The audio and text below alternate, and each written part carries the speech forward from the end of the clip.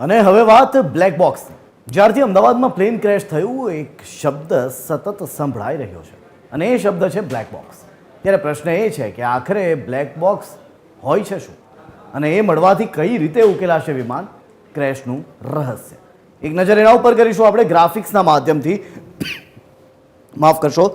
સૌથી પહેલાં black box શું છે? તો બ્લેક બોક્સ ફ્લાઇટની રેકોર્ડિંગ સિસ્ટમ છે. જે ફ્લાઇટમાં રેકોર્ડિંગ થતું હોય, પછી એ કોકપીટ હોય કે ગમે ત્યાં હોય, એ આખા ફ્લાઇટની અંદર થતી ચર્ચાઓ તમામ રેકોર્ડ થતી હોય છે એ બ્લેક બોક્સમાં. બ્લેક બોક્સ રેકોર્ડિંગનું કામ કરતું આવ્યું છે, એ સતત રેકોર્ડિંગ કરતું રહે છે. જ્યારે બ્લેક બોક્સથી ફાયદો એ છે કે દુર્ઘટના જ્યારે થાય ત્યારે એ દુર્ઘટના બાદ તેની તપાસમાં બ્લેક બોક્સથી પૂરેપૂરી મદદ મળતી હોય છે, કારણ કે થયેલું રેકોર્ડિંગ એ જ દર્શાવતું હોય છે કે આખરે કયા મુદ્દા ઉપર વાત થઈ હતી, પાયલટ શું કહી રહ્યો હતો એ કોકપીટમાં. ત્યારે પાયલટનો છેલ્લો સંદેશો જે હોય છે એ પણ એ જ બ્લેક બોક્સમાં રેકોર્ડ થઈ ગયેલો હોય છે.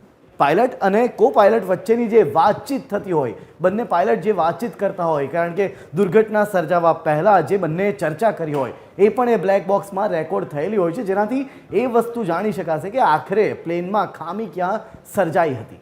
એન્જિનના અવાજ પરથી પણ તાત્કાલિક સ્થિતિનો અંદાજ આવી જાય છે, કારણ કે એ બ્લેક બોક્સમાં એન્જિનનો અવાજ પણ રેકોર્ડ થયેલો હોય છે અને ક્રેશ થયા સમયની હકીકત શું હતી, કઈ પરિસ્થિતિમાં એ વિમાન ક્રેશ થયું એ પણ એ જ બ્લેક બોક્સથી ખબર પડતી હોય છે.